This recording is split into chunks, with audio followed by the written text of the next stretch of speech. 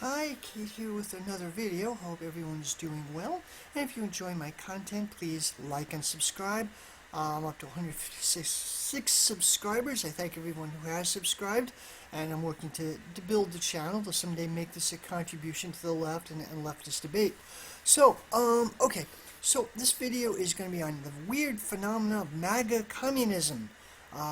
From our MAGA communists, the shitlibs of the right. Odd phenomenon with some background to this is being promoted by two individuals, Jackson, Hinkle, and Haas. I'm going to talk about their backgrounds, who they are, in a minute. First, the context. They have to provide some context.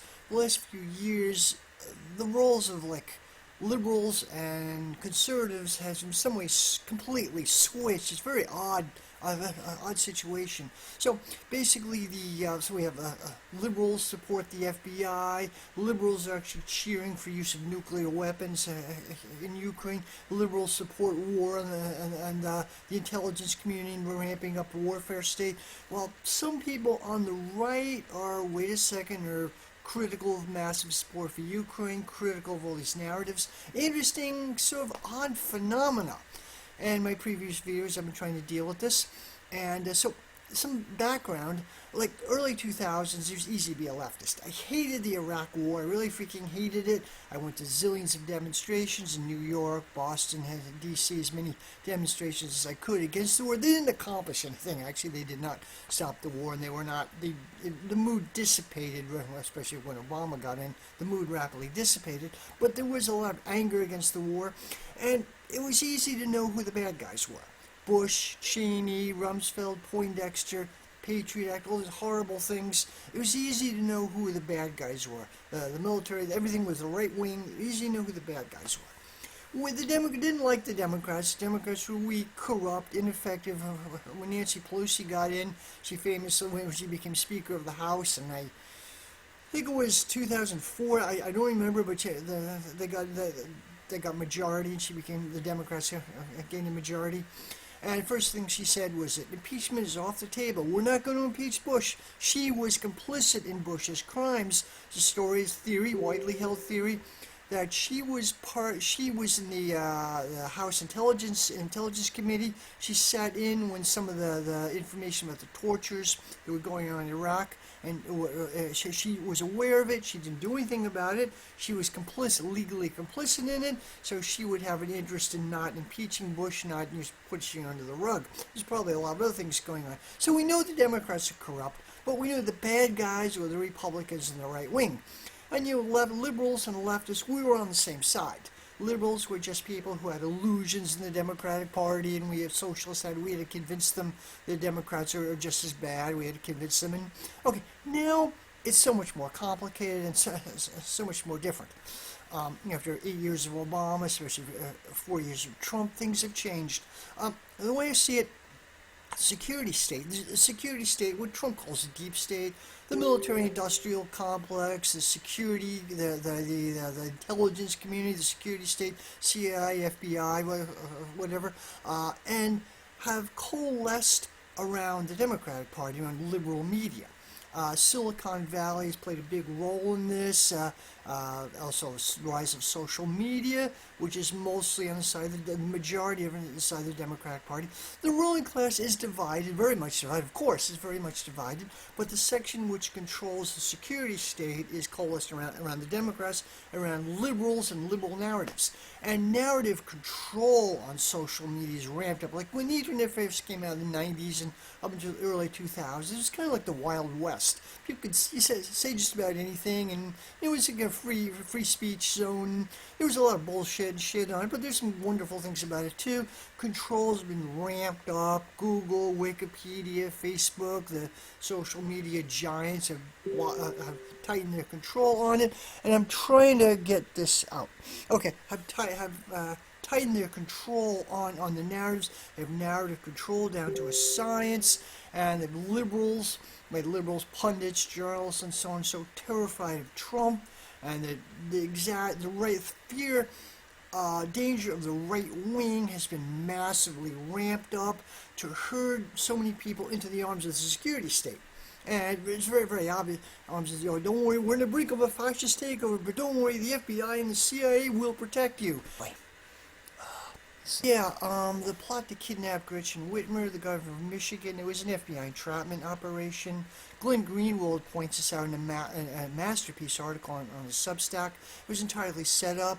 The earlier plot, not a plot, but a group of anti-vaxxers, people who opposed the pandemic narratives, stormed, a bunch of people storming the Michigan State Capitol.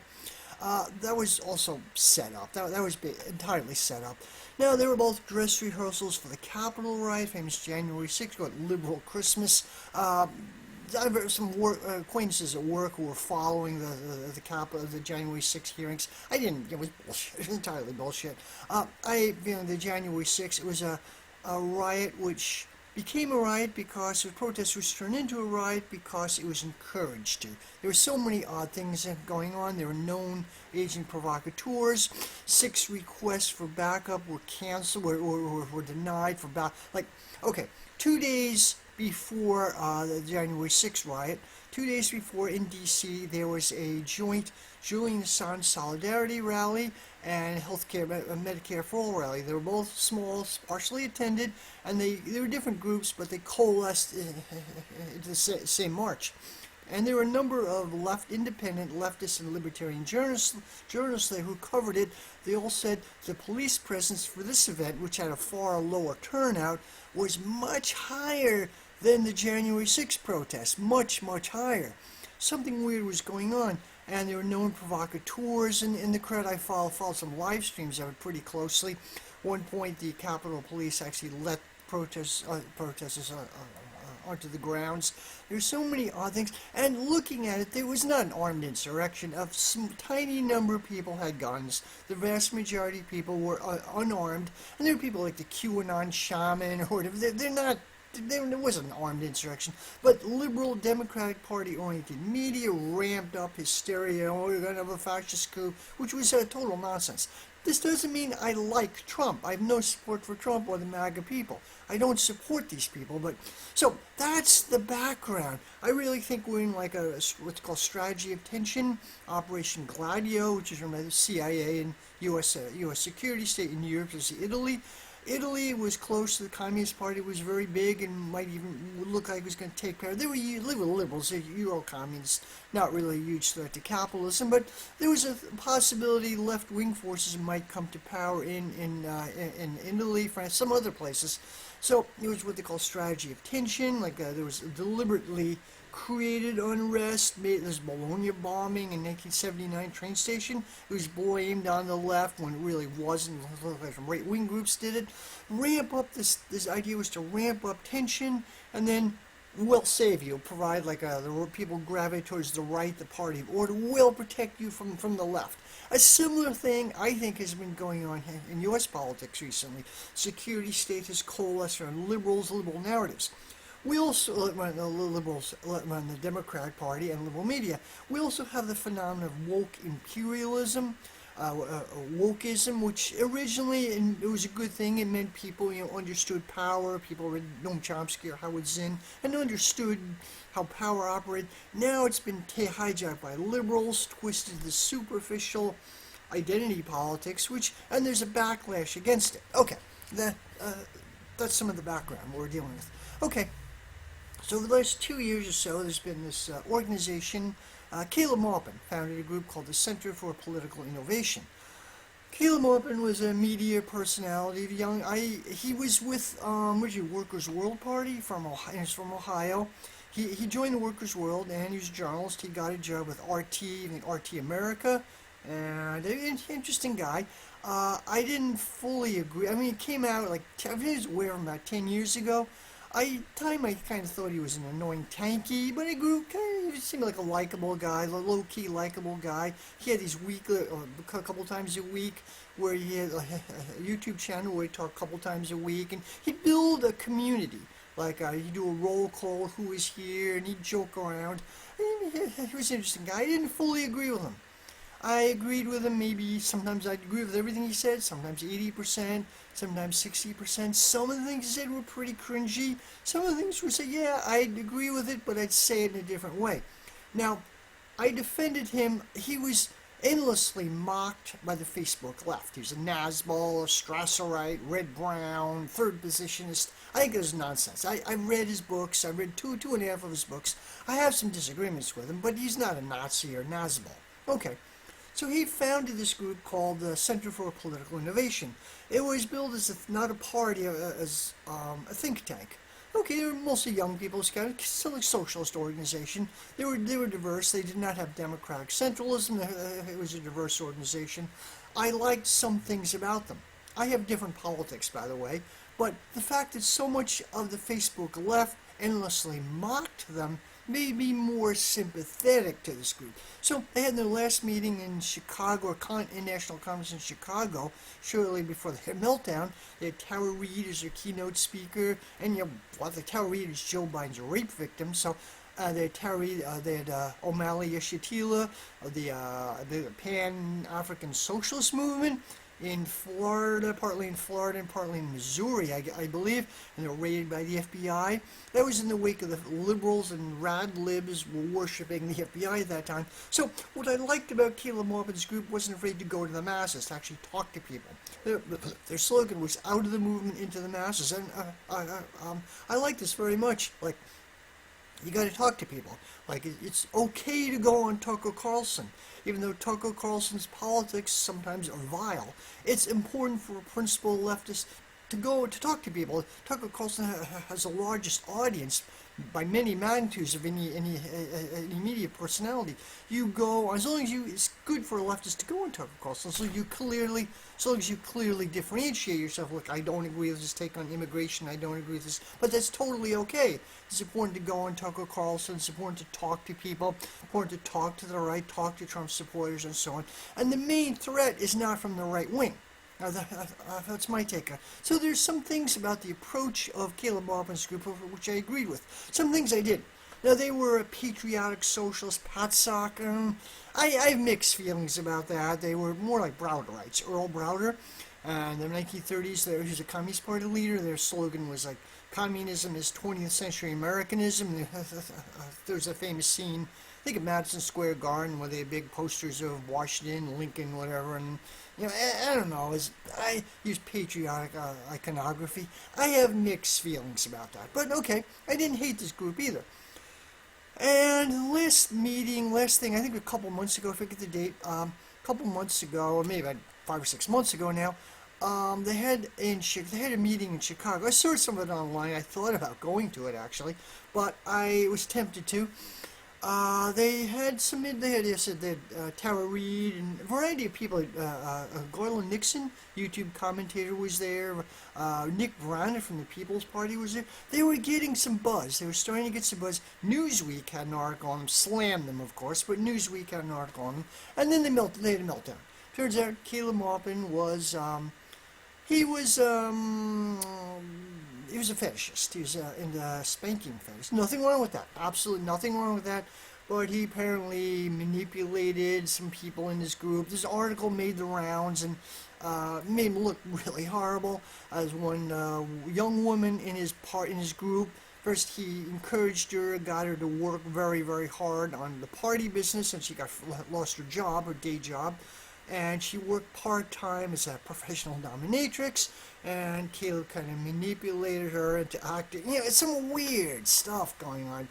Sounds pretty horrific, which is kind of ironic because Caleb Maupin himself played a role being a straight edge, being like he didn't drink, and he often said he didn't drink.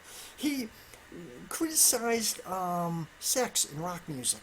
They said the rhythms of rock and rap are more sexual, get people sexually excited, and he didn't know it was a good idea. He liked to listen to classical music, and he said, classical music changed my life. The rhythms of classical music are calmer and calm people down, are more cerebral. And he came up with, in light of what came later, Caleb Maupin seemed like Aldous Huxley. I read a lot of Aldous Huxley, a British novelist. He's famous for Brave New World, which is good, but he's doing a lot of other stuff as well. And Brave New World was like the culmination of a lot of his thinking. Aldous Huxley, he did like the way sexuality was used in consumer capitalism. Huxley wasn't really a socialist, but he kind of criticized the growing consumerism. And yeah, anyway, and in Brave New World, there's like drug soma they use, and they keep people addicted to sex. And Caleb Muffin seemed to reflect that he played a role of being straight edge, but he had his own weird problems himself, so a little hypocrisy there. Okay. Anyway, there were two figures who were not members of it, as far as I know, but were... Okay, before I do that, okay. So, anyway, I had some sympathies. I'm a Trotskyist. I didn't really totally agree with Earl Browder or that line of politics, but I was an outside sympathizer. I wished them well, and I did think it was a shame when the organization melted down. I know that most of the former members hate Caleb Maupin right now. Really, really freaking hate him. He never really disavowed it. What happened is, Caleb Maupin never really apologized, as far as I know.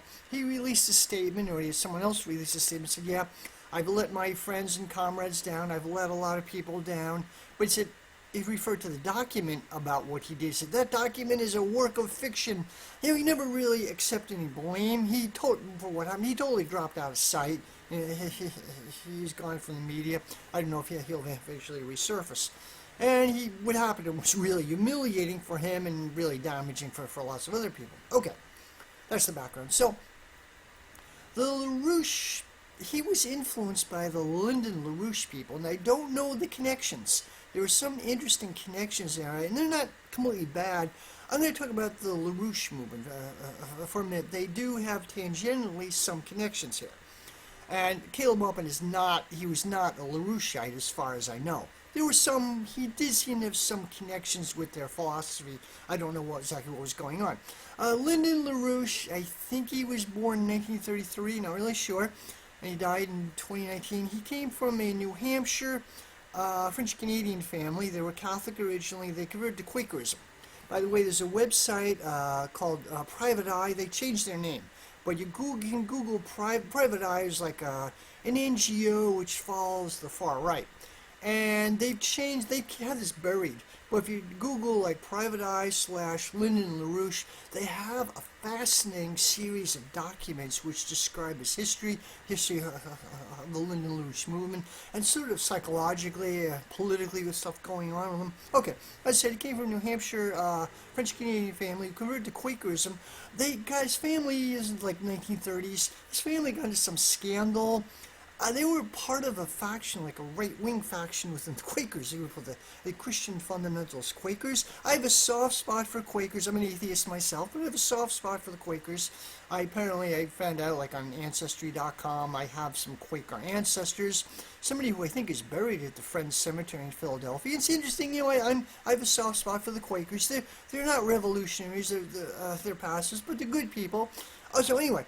So as I said, Lyndon LaRouche's family converted to Quakerism. They were involved in this right-wing faction, the Hicksites of the Quakers, who were back in U.S. history. They're kind of a right-wing faction of the Quaker movement.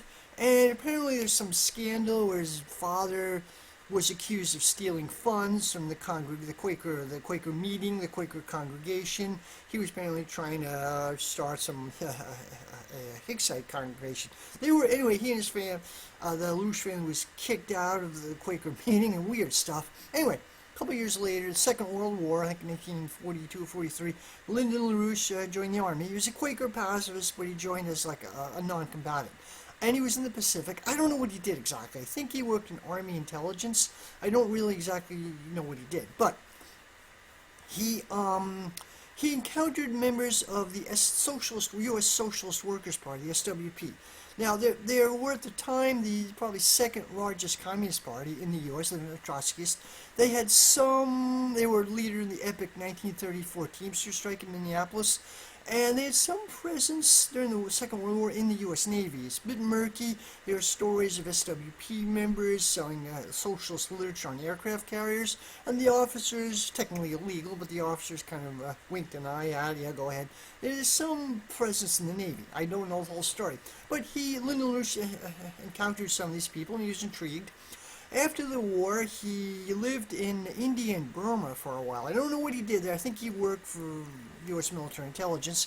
He said he became sympathetic to the independence struggle in India. Interesting. And he came back to the U.S. and he joined the Socialist Workers' Party in 1948. And first in the Boston area, then he was in New York. He was in the SWP for, I think, until 1948, until like mid-1960s. He was on and off activity, like a lot of people. He was active for a while and dropped out, and on and off activity for a while. Okay, he was something of a megalomaniac. He wasn't a major figure in the party, but he came off as a megalomaniac. He was an intelligent guy, but he was overly impressed by his own brilliance.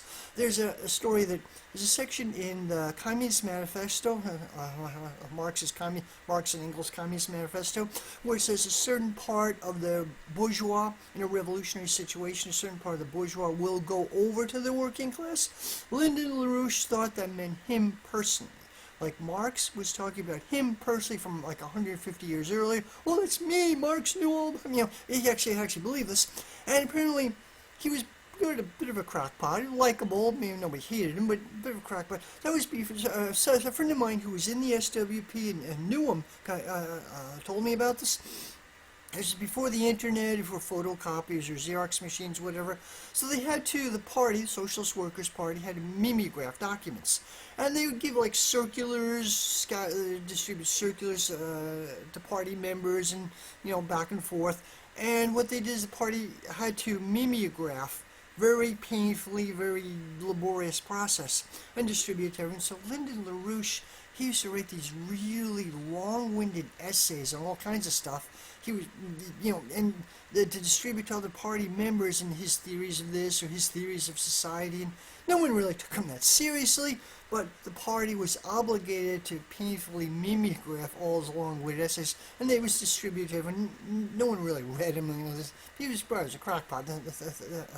This guy again. Okay. Anyway, there was a figure in the Socialist Workers' Party, Larry Trainor, Trainor. He was a leader in the Boston branch. He was a printer, Italian-American family. He was a printer. And he was famous, he wanted more of a working class approach. While like during the Vietnam War era, the SWP was oriented towards students. He said, no, we have to orient towards the working class. And there were some big fights. His stuff is an interesting guy. Larry Trainor, interesting guy. He gave talks. His talks are online on the Marxist discussion groups. Interesting to look it up. Well, Larry Trainor was eventually pushed out of the party. The party leadership harassed him, and basically he'd give his talks, and people would disrupt it. They'd send people to disrupt his meetings or go to the bathroom very loudly. And eventually he retired from politics. It was kind of sad. The SWP is still around. They're degenerated. They're a small right-wing cult group. They're not anything like they used to be. They're kind of a bizarre group. But they began a long process of degeneration. So, okay. Reason why I mentioned Larry Trainor, apparently Lyndon LaRouche, young, I don't know how old he was at the time, but Lyndon LaRouche for a while regarded Larry Trainor as something of a father figure. And he looked up to him and wanted him to be a mentor.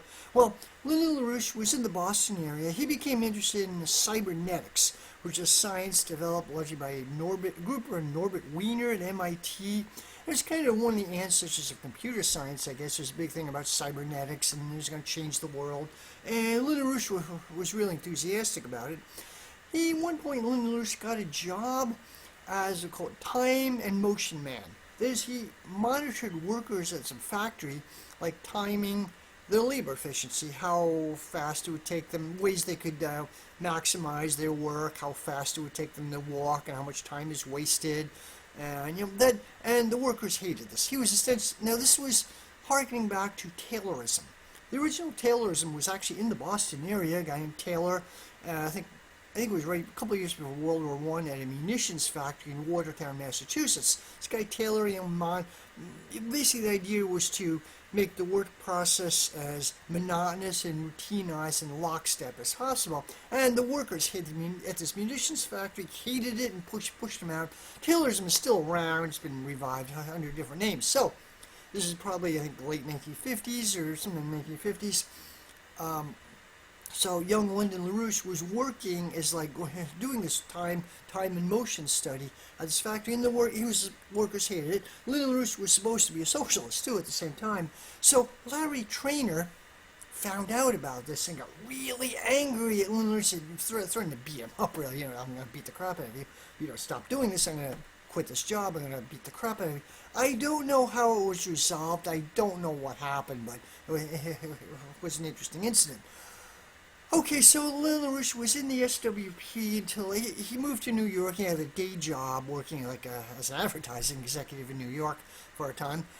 He left sometime in the mid-'60s. He resurfaced Lyndon LaRouche using the name Lynn Marcus. That was his party name. He was an activist in Lynn, Massachusetts for a while, and he used the name Lynn Marcus.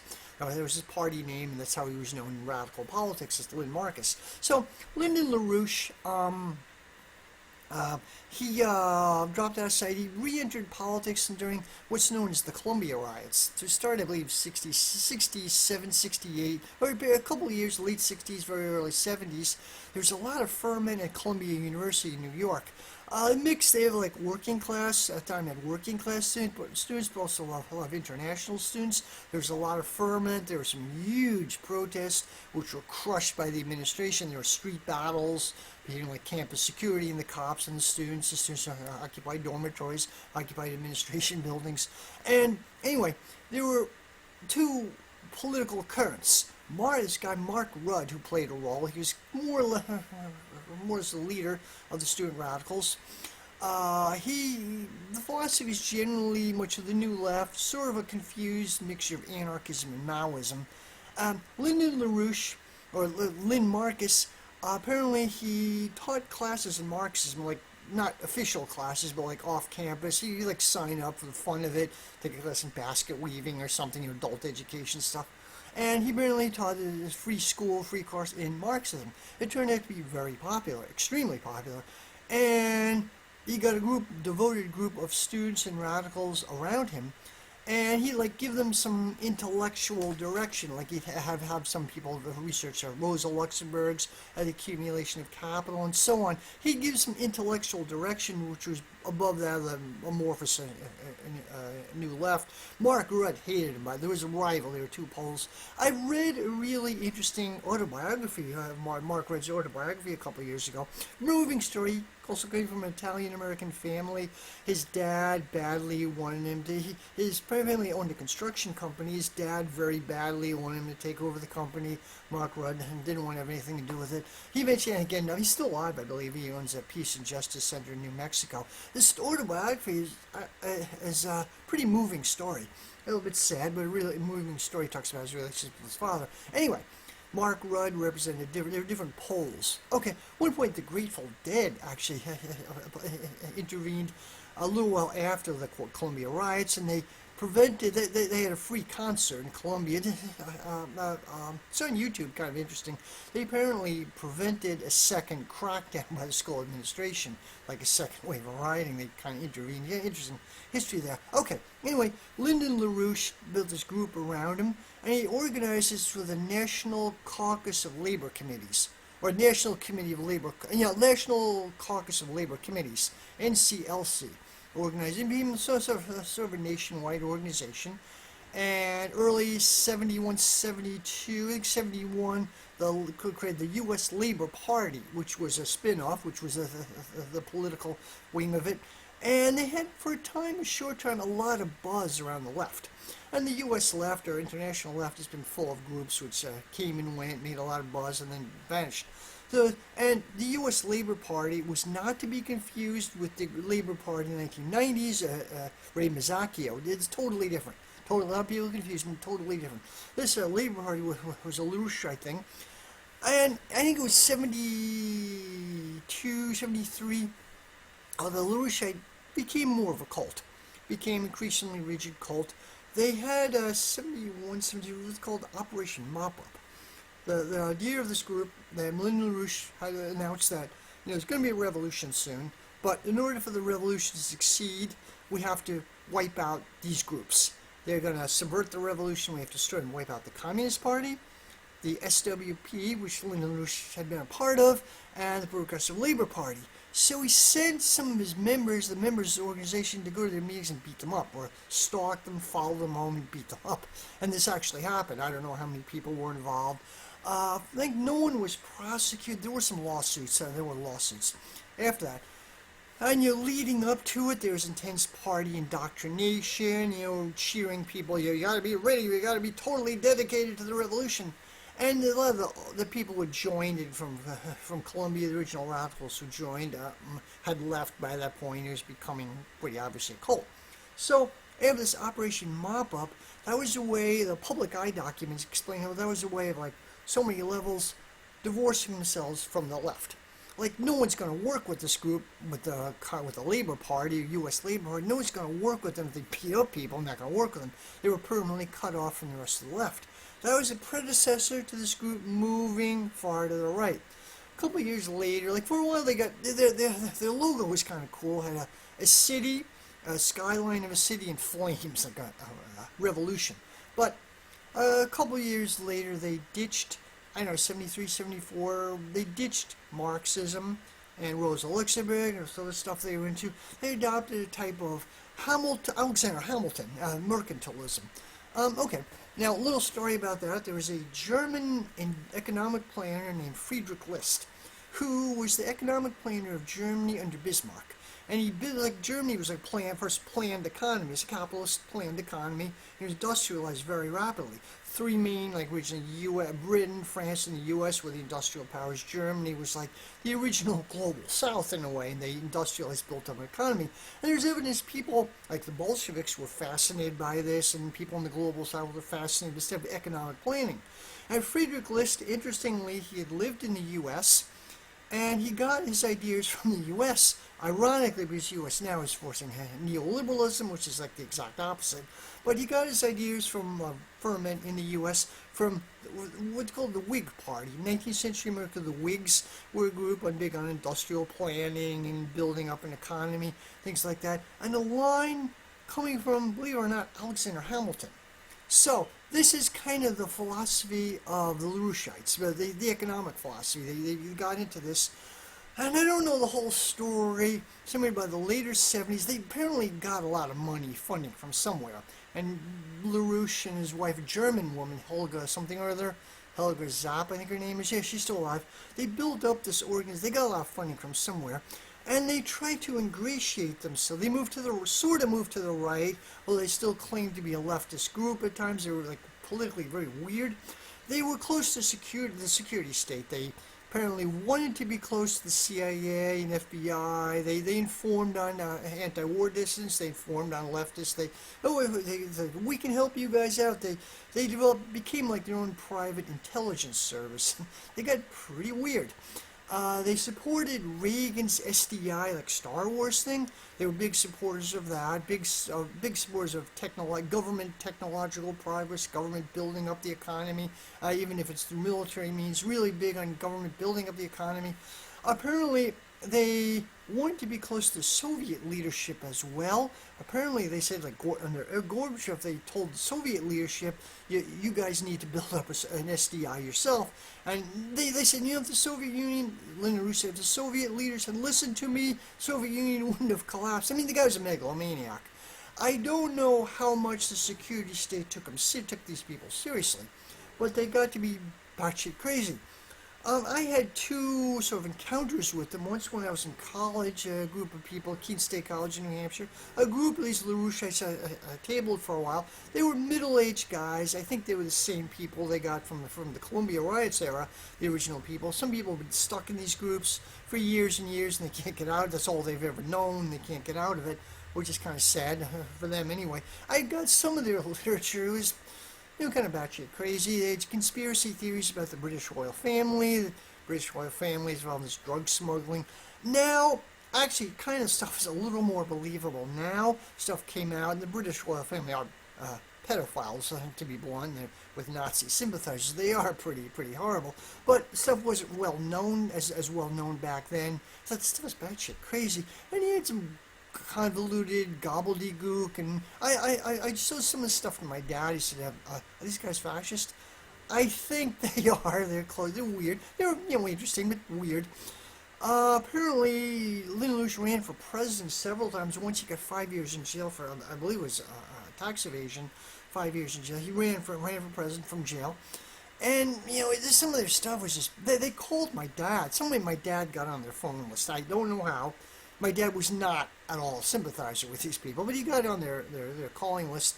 And, said, well, this guy told my dad, Lyndon LaRouche is going to campaign to revitalize America. My dad said, well, how is he going to do that if he's in federal penitentiary? And so the guy who called got pissed off and my dad hung up. I mean, and they called me a couple times like that. If you disagree with them or ask a challenging question, they would get very defensive and hang up on you. Weird way to do politics, but okay. I had a second encounter them much later on when I lived in the Boston area. They were young people this time. They did tabling. They had an Obama administration. They had a picture of Obama with a Hitler mustache. They had these like pamphlets, the Executive Intelligence Summary. It was interesting to read. I used to collect a bunch of them. They were basically mainstream liberal Keynesianism. The government has to build up society, and the government should build the economy, and all these great things we could do. They didn't really explain why the ruling class abandoned Keynesianism. Big issue. Okay, it's nice. Government government of action to build up society and all these great. He was big on nuclear energy, but he had all these like pictures of utopian society of government got more active and involved in economic planning. Okay, sure, but he didn't explain like why those sources didn't have a Marxist analysis. They weren't interested in class struggle at all, but they just wanted the government to be more active in building up the economy. Okay, and then Lyndon LaRouche's articles, he himself would write. He has odd writing style. He had these weird run-on sentences, really odd writing style. He talked about a lot of rant about pre-Socratic Greek philosophers, and I don't know what that had to do with anything. He apparently saw things in cosmic terms, the Platonists versus the Aristotelians, like this was still like the 12th century or something. And he saw, the Platonists were the good guys, the Aristotelians were this multi-generational oligarchical clique, which was the real enemy. They had these conspiracy theories. They're also very paranoid about the British Empire. Great things, the British are the city of London, still really running things. The British Empire still exists and still running things, and they're interfering. They're doing all these horrible things. And LaRouche also had, in his articles, he would have a rant against cultural Marxism, even though he used to be a Marxist himself. He apparently invented that term. It's used by the right wing. The term cultural Marxism basically means the idea, the trope is that Marxists didn't succeed in getting the working class interested in their theories of seizing power. They couldn't get the working, so they adopted to a cultural way. They talked about the Frankfurt School, who was aimed at cultural Marxism, destroying the family, destroying religion, destroying traditional roles of society, so they could take over that way. I mean, it's nonsense. It's total nonsensical, but it's a trope on the right for a really long time. Here's some of the literature. Apparently, Lyndon LaRouche invented this term, or believed to have invented this term. Okay, I used to collect these pamphlets. But one of the ones entitled Beast Man Cheney. It was about Dick Cheney, the neocons, and this guy at the University of Chicago, Strauss, who was like a mentor of a lot of neocon people, became neocons. It was interesting. Some of their stuff had grades of truth and actually was kind of interesting. The group itself was crazy. They would, if you have young people tabling, they would sing. This is weird, they start singing. Apparently the big draw was Lyndon LaRouche knew the secret of Beethoven's creativity, or the unique secret of Western creativity, the spark. And he talked about, somehow connected with Plato and Platonism, and he was into classical music, classical composers, the unique spark where they got their creativity from, and they knew it. And to buy their stuff, to find out what the secret was. That was kind of their draw. They were active in the anti-war movement. They were They were fixture anti-war groups, and I used to see them. They were, I don't know. I didn't really take them super serious. Some people hated them. I didn't take them super seriously. They were not involved in class struggle politics at all. Anyway, that's LaRouche. So I noticed there's recently some of their philosophy has gotten a buzz in alternate media circles. There's an online journal, Strategic Culture, which is really interesting to read. It's blocked in the U.S. Actually, you can read it, but you need a VPN. It's blocked on Facebook. Watch it, but you can read it if you have a VPN. It's the project of Alistair Crook, retired British diplomat, who critically criticized U.S. imperialism and they're big on multipolar world. They're really big on that. Alistair Crook seems like he's sort of a conservative anti-imperialist. That seems to be their tone. Sort of a conservative anti-imperialism against U.S. hegemony, more in support of traditional cultures. Not a fascist. He's definitely not a fascist. It's wrong to confuse this thinking with fascism. But there is a large support for Russia, and the strategic culture is located in Moscow. Alistair Crook lives in Moscow, actually. He's British, he lives in Moscow. Anyway, they have a strategic culture has a variety of writers, a couple of writers who are Marxists, a couple who are more liberals, people from all over the place, but they generally agree on fighting a U.S. hegemony with slightly different perspectives. So there are these two writers, one writer, Matthew Ehret. I can't pronounce his last name. Ehret. He's Canadian. He runs this group blog or something, Canadian Patriot. His wife, Cynthia Chung. I believe they also live in Moscow. And Matthew Ehret has gotten a buzz on alternate media recently in the last couple of months. People interview him, and he's kind of interesting. He's definitely not a Marxist, but he's interesting. He talks about U.S. history, and he talks about the German economic planning, and he talks about line from Alexander Hamilton. Matthew Ehret is interesting to read. He's not a Marxist. One point he says Marx was a Malthusian, which is nonsense. If you read Marx, that's a complete nonsense. Matthew Ehret is anti-Malthusian, more of a pro-growth, and against the Club of Rome, the famous Club of Rome, Malthusian agenda. And he's kind of interesting, but Matthew does have some limitations. So I suspected Matthew started articles. It's fun to read. He talks about the British subverting growth, British insidious nature of the British Empire, and he seemed kind of eerily like the LaRouche philosophy. And I researched him a little more, looked up some of his articles, and yeah, he's a LaRoucheite, or he's very, very close to them anyway. Cynthia Chung, his wife, is also interesting. She's an interesting writer, but she gets into these weird conspiracy theories, and she gets some stuff glaringly wrong. They're interesting to read. Now, that philosophy is more common now. It's a rebellion against neoliberalism, basically, which is based on austerity and contraction. And if there's anything to the Great Reset, massive economic contraction, austerity, that's kind of the direction we're going. And the LaRoucheites are pushing back. They're doing things which socialists should be talking about, but they're not. Okay, anyway, they seem to have some influence on Caleb Maupin. I'm not sure what the influence was, but I could clearly state there was some line. Caleb Maupin talking about we need a government of action, which LaRoucheite literature talks about. We need a government of action. We need a government which is going to build up the economy, economic plan. Sure, yeah, okay, sure.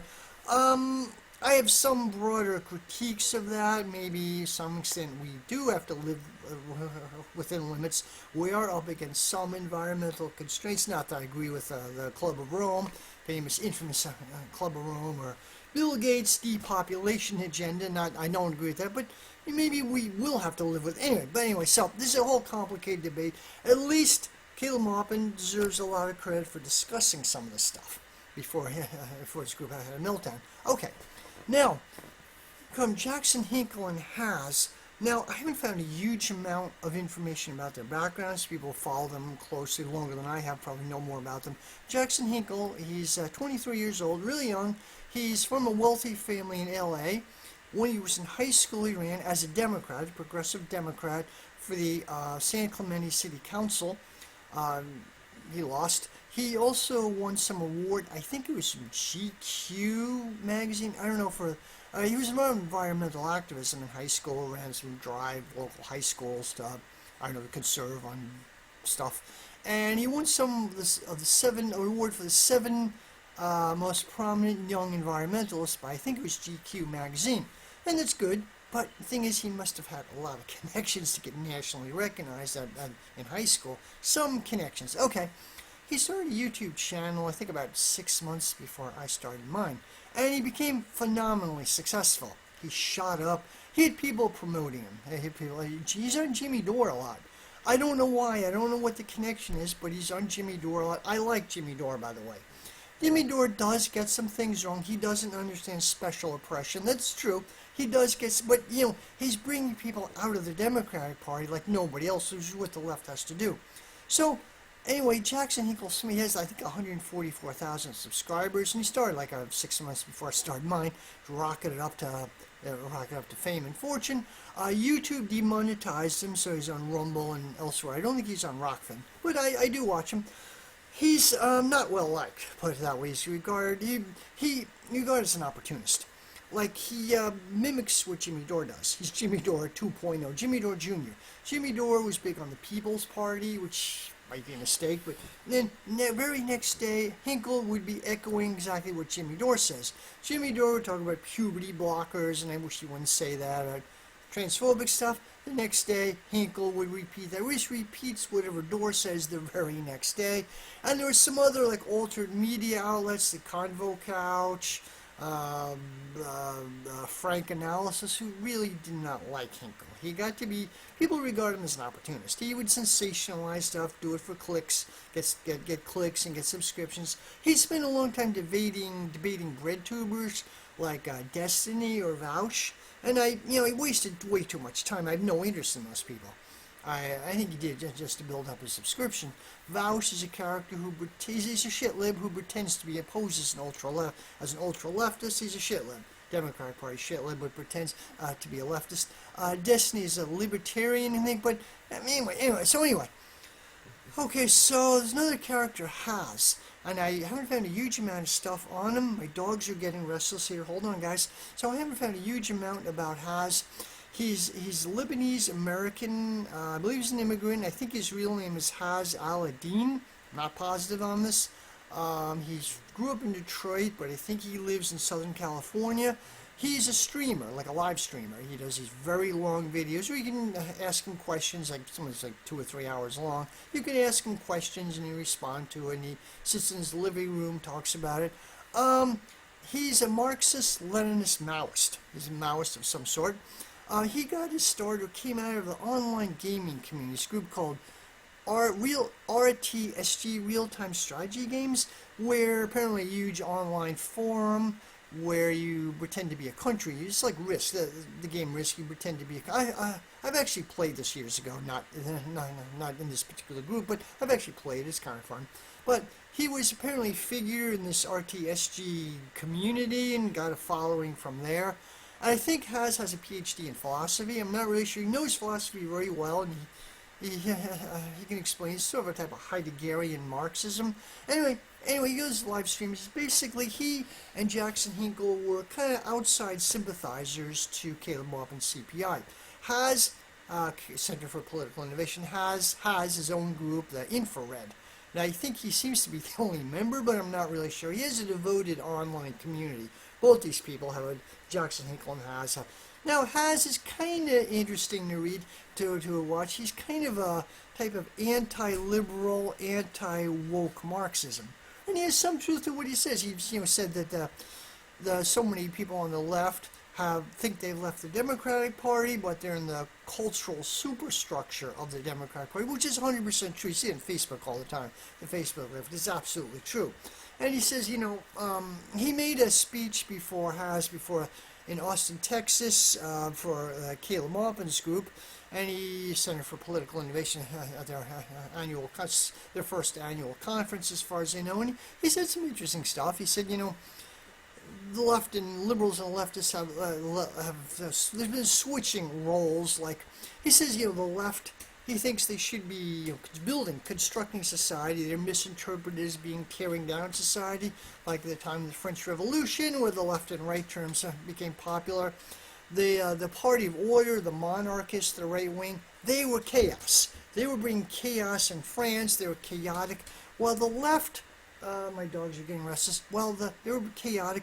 Well, what became left? Robespierre and his friends, the Jacobins, they wanted to revive society, rebuild. They were actually the party of order, rebuild society, human interest, not the chaos which the aristocracy was creating. An interesting take on it. Has also talked about now, weird thing, the left has talked about how there's this slogan, question authority. Anarchists used to use this, a question authority. Now it's considered a right-wing term. Leftists wouldn't touch that slogan. It's a question authority. You think, oh, it must be a right-winger. Said any current situation, U.S. politics, any rebellion against the established order is from the right, considered a right-wing thing, while people on the left want to preserve the way society is. Kind of odd. Like the left went from rage against the machine to vaccine mandates. My dog is getting very restless. I'll be right with you. So kind of odd role reversal there. So so he said some interesting stuff. So there was a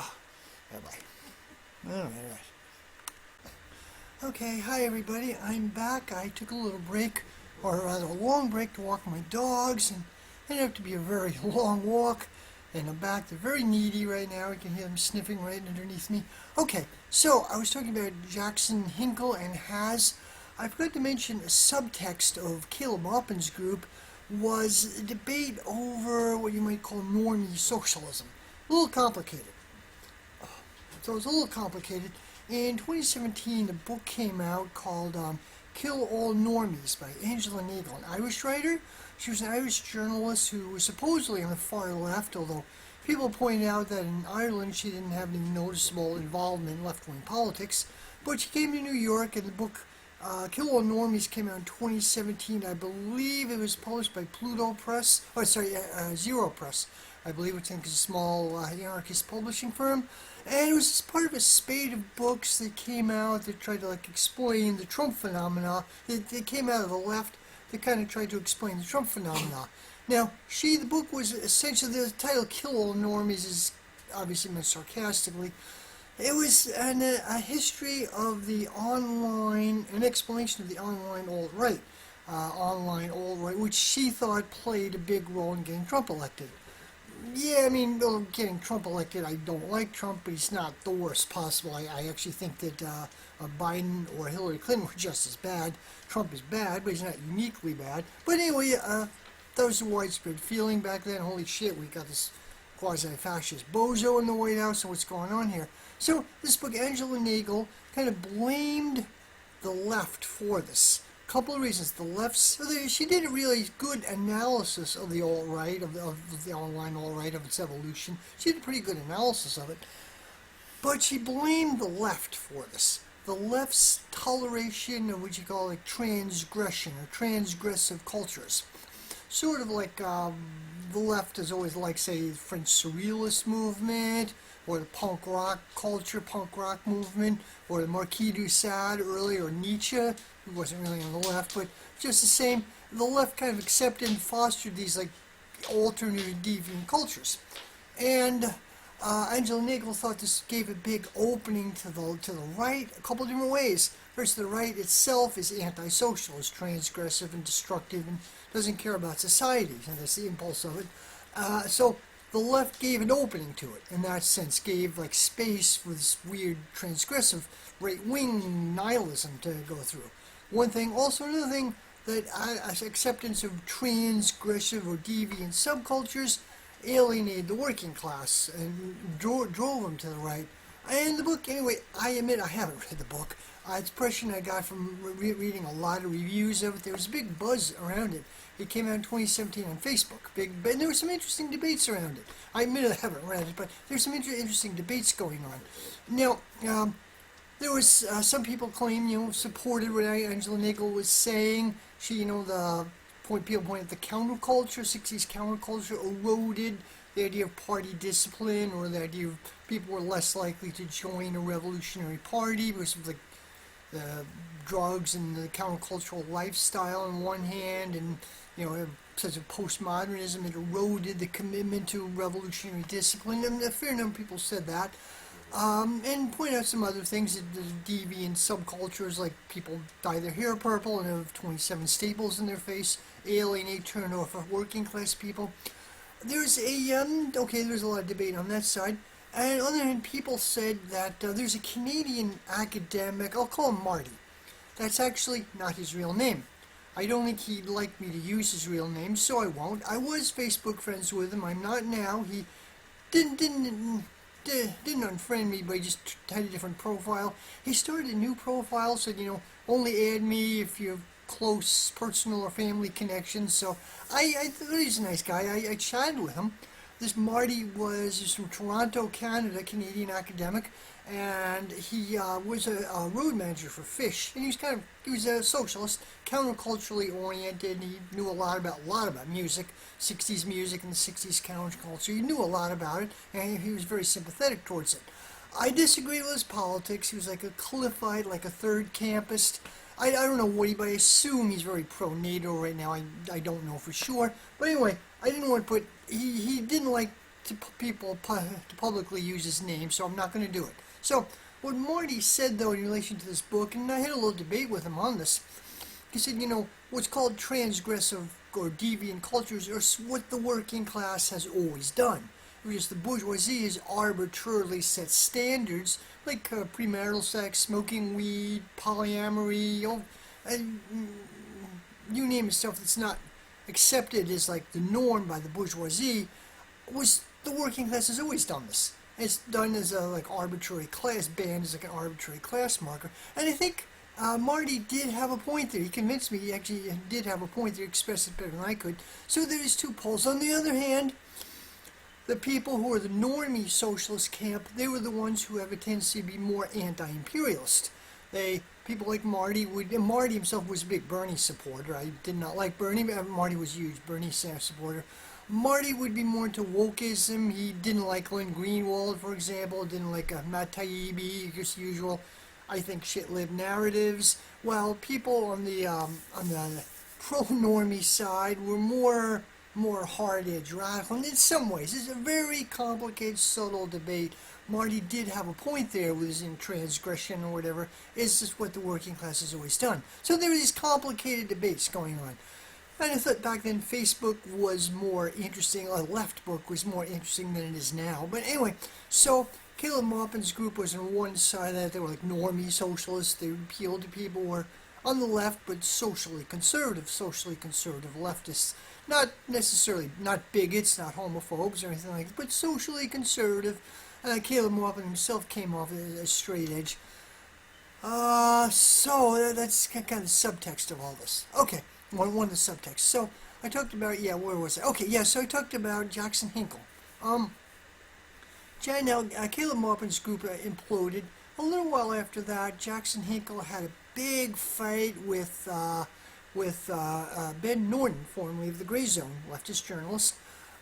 Ben Norton was with the Gray Zone. He left it over the pandemic narratives. Max Blumenthal, the leader, they disagreed about the narratives. Ben Norton left and started his own project called the Multipolarista. Okay, so back then, I forget, a couple months ago, saying the FBI famously raided Trump's compound. The stated reason initially they had the nuclear codes or nuclear secrets. The story kept changing. I haven't followed it super closely, to be honest. I think they just wanted to prevent him from running for president. I don't like Trump, but it was pretty dramatic, raiding the house of a former U.S. president. It was pretty dramatic. Could you imagine them doing it to Jimmy Carter or Gerald Ford or one of the Bushes or something? And liberals and leftists were cheering this on. Okay, so, Marjorie's character, Marjorie Taylor Greene, a congressperson from Georgia. She's far right-wing, very unhinged character. She's been stripped of her committee seats. She was popular on the right for a time to abolish the FBI. And I'm totally okay with that. I don't care who says it. Yeah, she said, let's abolish the FBI. And there's a bit of a movement on the right to abolish the FBI. Now, I don't trust Marjorie Taylor Greene.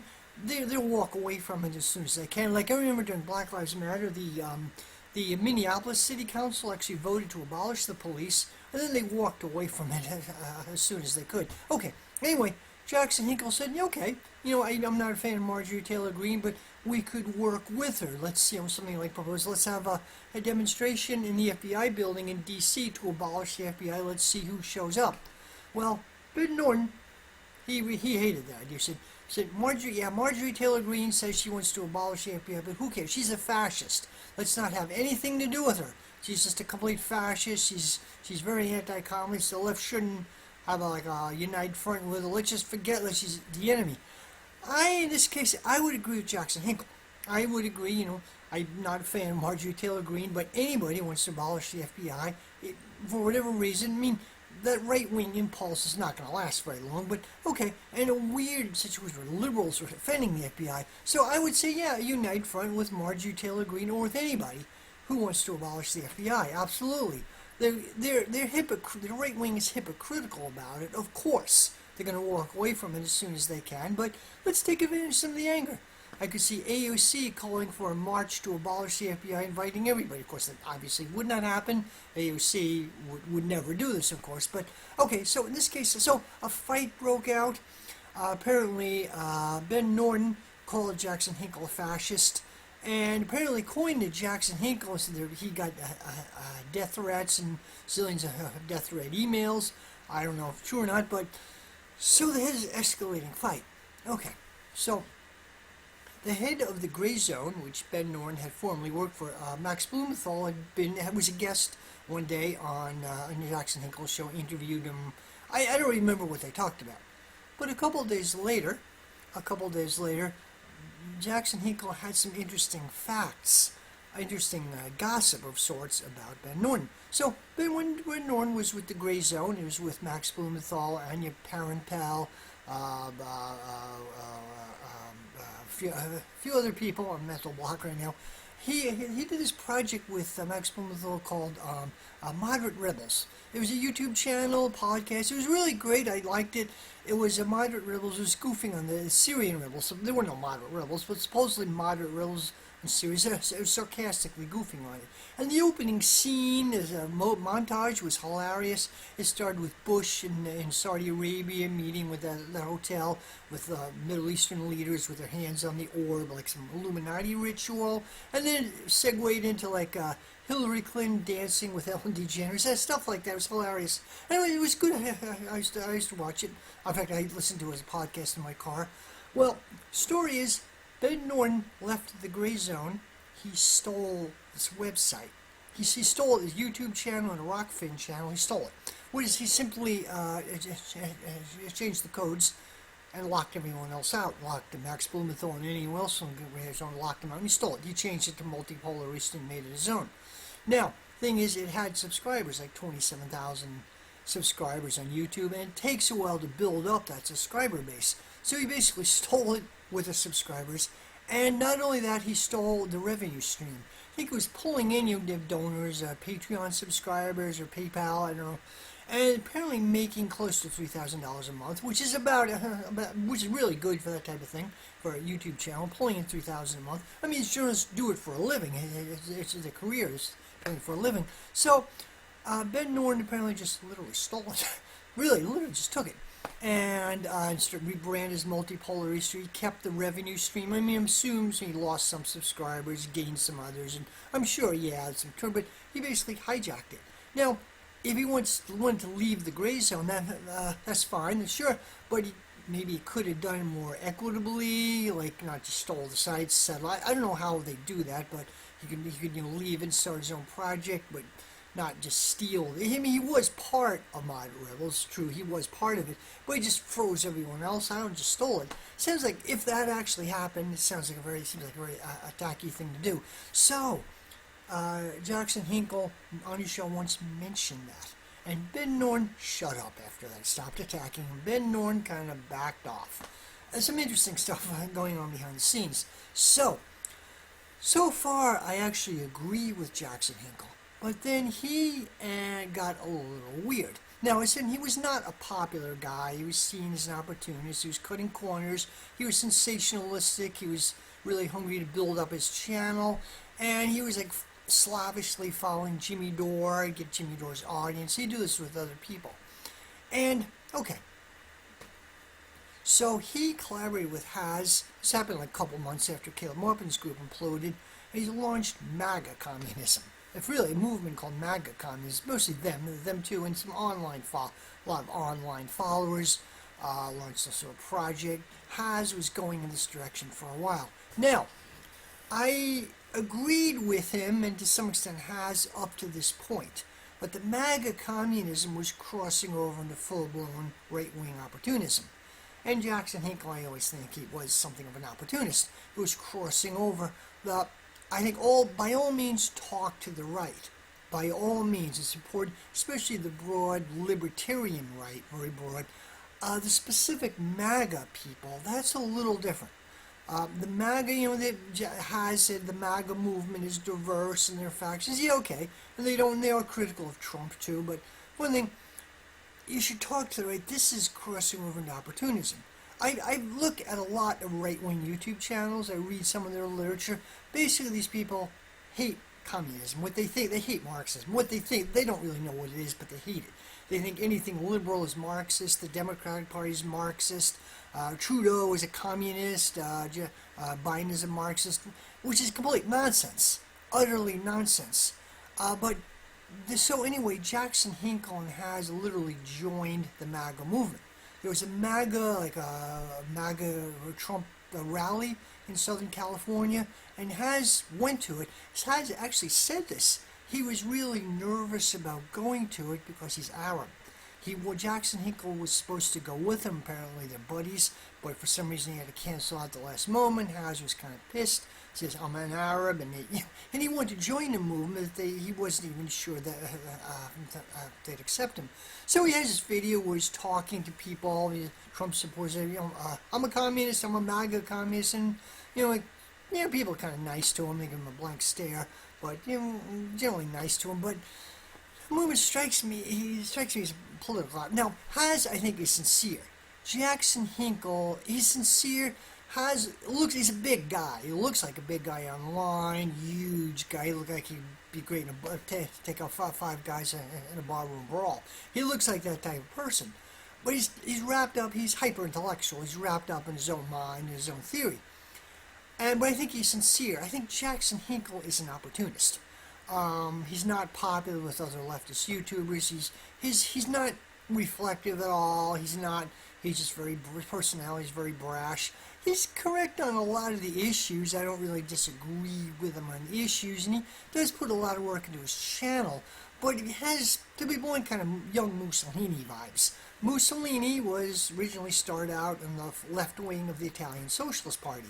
Remember history, he broke it, he supported World War I. Italy's entry into World War I, he left, was kicked out of the Italian Socialist Party. He started the Fascisti, which was originally billed as a workers' movement, but then abruptly moved to the far right, got some support from some industrialists.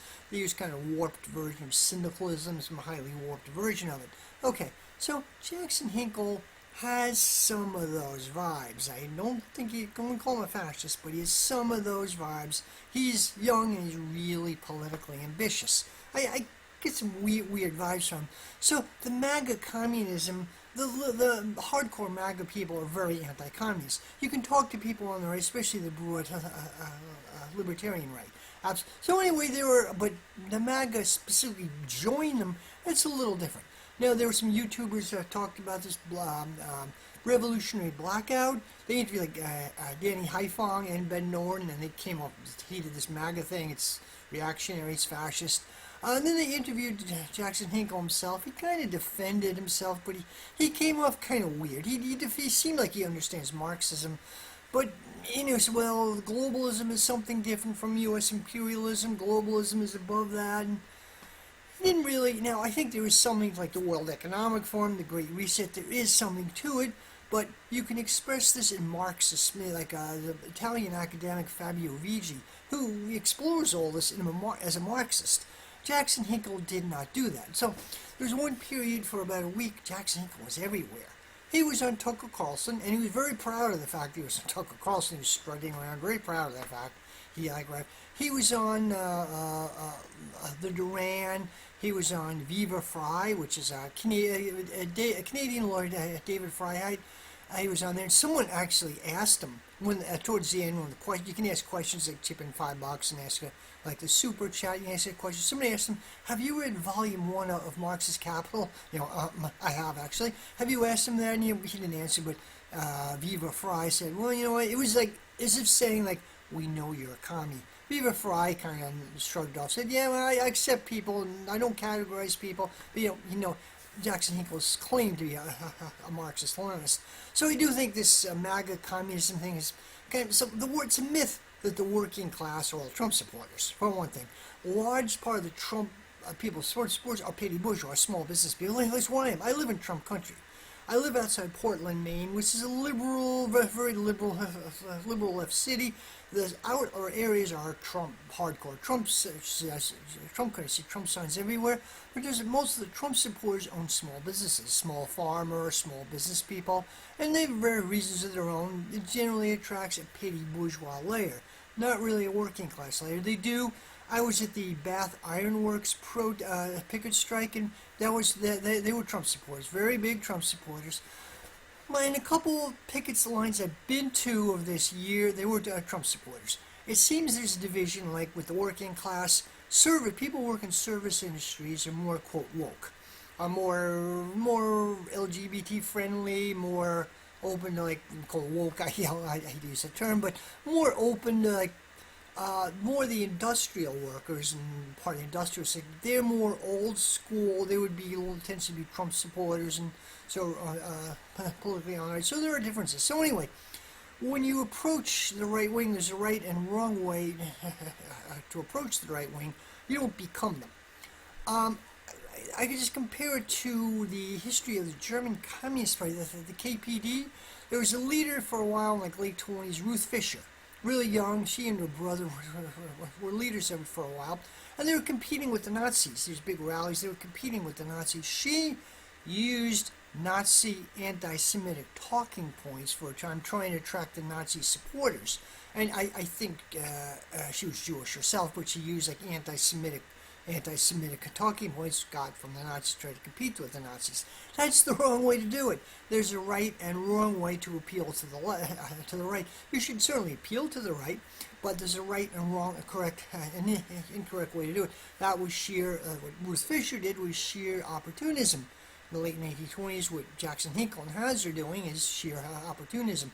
You don't become the right wing. Now, I complain about liberals a lot, and justifiably so. That doesn't mean I like the right wing. Some parts of the right wing are scary.